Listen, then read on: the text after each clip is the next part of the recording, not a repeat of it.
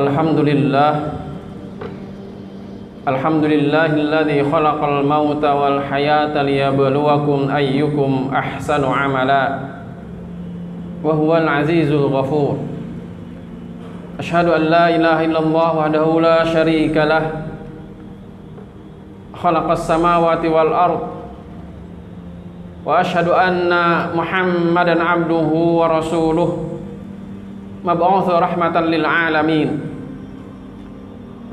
Allahumma salli wa sallim wa barik ala sayyidil mursalin imamul mujahidin wal muttaqin nabiyyina Muhammadin sallallahu alaihi wasallam wa ala alihi wa sahbihi wa junudihi wa ansarihi wa man tabi'ahu bi ihsanin ila yaumiddin. Amma ba'd. Fa ya ibadallah, usikum wa nafsi bi taqwallah wa ta'atihi la'allakum turhamun. Faqad qala Allah Ta'ala fi kitabil karim, a'udzu billahi minasy syaithanir rajim. Ya ayyuhalladzina amanu taqullaha haqqa tuqatih wa la tamutunna illa wa antum muslimun. Ya ayyuhan nasu taqu rabbakumul ladzi khalaqakum min nafsin wahidah wa khalaqa minha zawjaha wa batha minhuma rijalan katsiran wa nisaa'a wattaqullaha alladzi tasaaluna bihi wal arham innallaha kana 'alaikum raqiba. Wa qala ta'ala ya ayyuhalladzina amanu tubu ilallahi taubatan nasuha. Wa qala Rasulullah sallallahu alaihi wasallam an-nadamu taubatun, rawahu Ibnu Majah. Sadaqallahul azim wa sadaqa rasuluhun nabiyil karim wa nahnu ala dzalika minasyahidin wasyakirin walhamdulillahi rabbil alamin. Hadirin sidang Jumat rahimakumullah, puji syukur kehadirat Allah Subhanahu wa taala atas nikmat yang Allah limpahkan kepada kita sekalian. Bersyukurlah dengan nikmat lahir, tetapi yang pasti harus bersyukur atas nikmat batin yang Allah Subhanahu wa taala berikan kepada kita. Karena mayoritas, kebanyakan dari kita lebih bersyukur atas nikmat lahir, lupa bersyukur atas nikmat batin. Salawat dan salam pada baginda Rasulullah Muhammad sallallahu alaihi wasallam, juga kepada keluarganya, kepada sahabatnya, pada tabi'in, tabi'ut tabi'in, dan insyaallah pada seluruh umatnya hingga yaumil qiyamah. Hadirin rahimakumullah, Allah memberikan perintah kepada kita untuk senantiasa bertaubat atas segala dosa dan kesalahan kita. Dan taubat yang Allah Subhanahu wa taala kehendaki adalah taubatan nasuha, yang tentunya memenuhi syarat-syarat dan rukun-rukun dari taubat itu sendiri.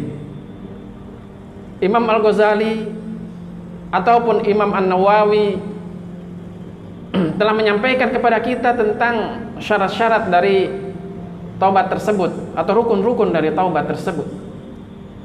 Mulai dari penyesalan, pengakuan, penyesalan atas apa-apa yang telah dia lakukan, dan mengakui dengan keikhlasan dan pemahaman, keyakinan yang benar bahwa apa yang dilakukannya adalah salah, sehingga menumbuhkan iltizam di dalam dirinya bahwa dia tidak akan melakukan lagi perbuatan tersebut dan akan menggantinya dengan perbuatan-perbuatan kebaikan untuk menutupinya.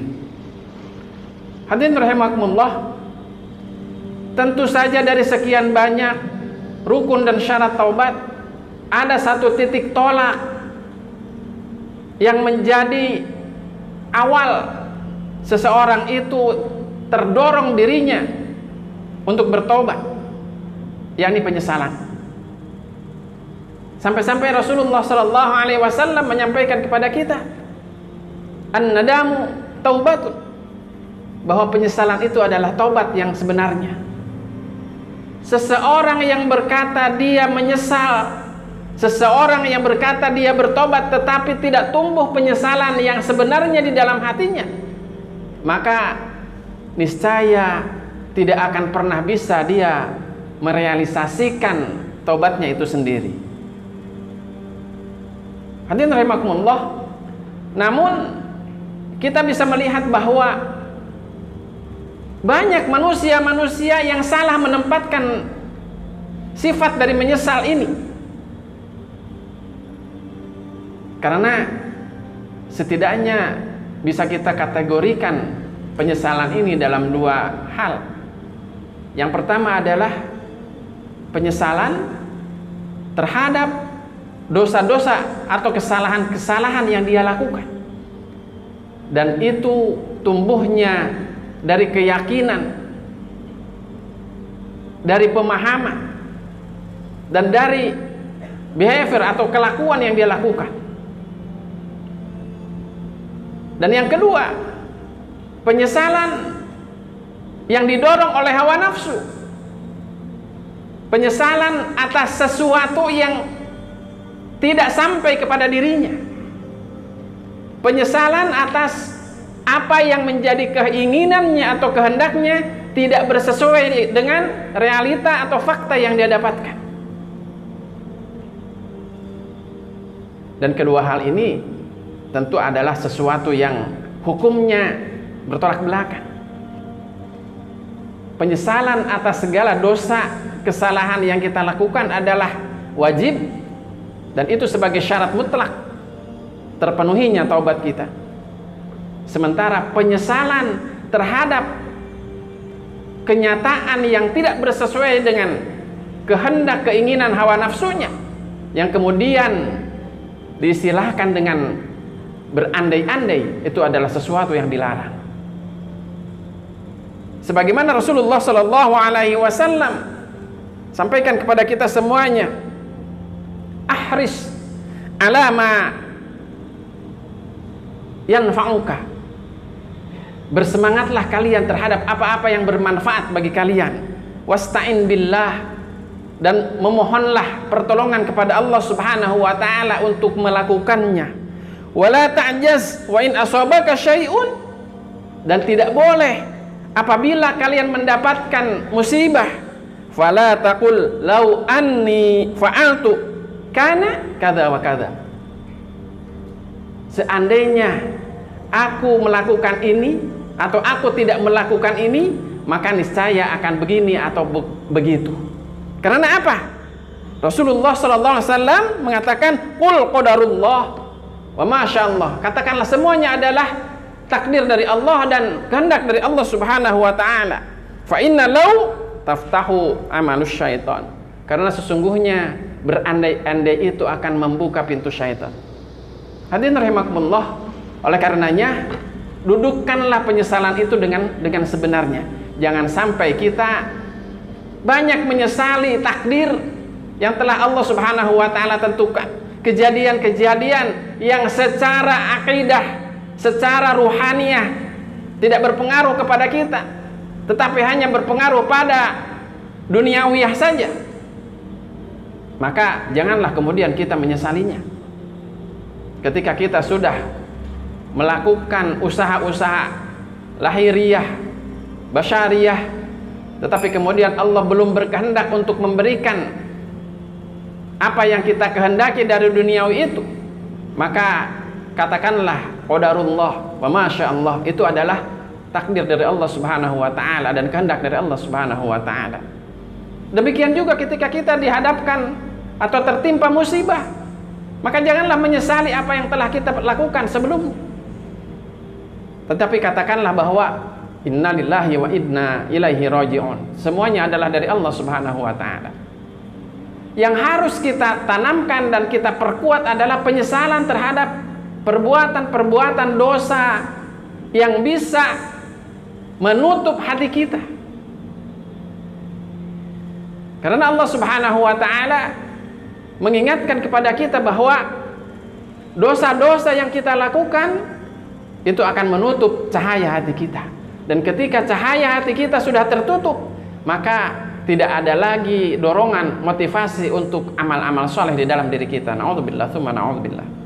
Hadirin rahimakumullah, yang pasti bahwa penyesalan yang merupakan syarat mutlak dari taubat itu hendaklah memenuhi apa-apa yang menjadi motivasi bagi kita. Yang pertama, bahwa penyesalan yang tumbuh di dalam hati kita membuat hati kita lembut, tidak keras, mudah menerima nasihat, mudah kita mendengarkan apa-apa yang diarahkan oleh para ulama, oleh Al-Quran, oleh As-Sunnah, sehingga semakin lama pemahaman kita tentang kebenaran itu semakin gamblang, sehingga kita akan mudah menerima ketika kita mengetahui bahwa apa-apa yang kita lakukan banyak kesalahan-kesalahan dan banyak dosa-dosa. Yang kedua, bahwa penyesalan yang tumbuh dari dalam hati yang bersih, dari keikhlasan dan keyakinan akan apa yang ditetapkan oleh Allah Subhanahu wa ta'ala, maka akan memudahkan dirinya untuk melelehkan air mata, mudah menangis. Hatinya begitu tipis sehingga ketika dikabarkan dari ayat-ayat Allah Subhanahu wa ta'ala tentang azab, tentang neraka, tentang siksa dan sebagainya, maka mendorong hatinya begitu sensitif sehingga menimbulkan atau mencucurkan air mata penyesalan atas apa-apa yang telah dia lakukan sebelumnya. Yang ketiga, bahwa penyesalan itu semasa hidup, bukan ketika sudah mati, bukan ketika nafas sudah di tenggorokan, nyawa sudah melayang, tidak ada artinya. Karena Rasulullah SAW mengatakan bahwa Allah Subhanahu wa ta'ala membuka pintu taubatnya sampai nafas berada di tenggorokan, atau sampai matahari terbit di tempat tenggelamnya. Hadirin rahimakumullah, oleh karenanya hendaklah di atas muka bumi ketika kita masih hidup, diberikan kesempatan untuk bernafas oleh Allah Subhanahu wa ta'ala, segeralah kita membuka hati kita, memohon ampun atas dosa-dosa yang kita lakukan, menyesali apa-apa dosa, kesalahan yang telah kita lakukan, dan memohon kepada Allah Subhanahu wa ta'ala agar Allah mengampuni dosa itu, bahkan Allah Subhanahu wa ta'ala menghapusnya dari catatan amaliyah kita. Allahumma innaka afuwun tuhibbul afwa fa'fu anni. Allah Subhanahu wa ta'ala Maha Pemaaf, dan Allah Subhanahu wa ta'ala menyukai orang-orang yang meminta maaf kepadanya. Hadirin sidang Jumat rahimakumullah, jangan sampai kita menjadi orang-orang yang menyesal nanti di akhirat. Menyesal karena apa? Tidak melakukan amal soleh. Menyesal karena tidak bertobat atas dosa-dosa yang kita lakukan. Menyesal tidak mendengar nasihat-nasihat, ayat-ayat, peringatan-peringatan dari Allah Subhanahu wa ta'ala. Menyesal kita tidak pernah bersedekah. Menyesal kita tidak pernah menjadi orang-orang yang senantiasa bersama orang-orang yang soleh. Menyesal kita justru bergaul dengan orang-orang yang kafir, yang melalaikan kita dari mengingat Allah Subhanahu wa ta'ala.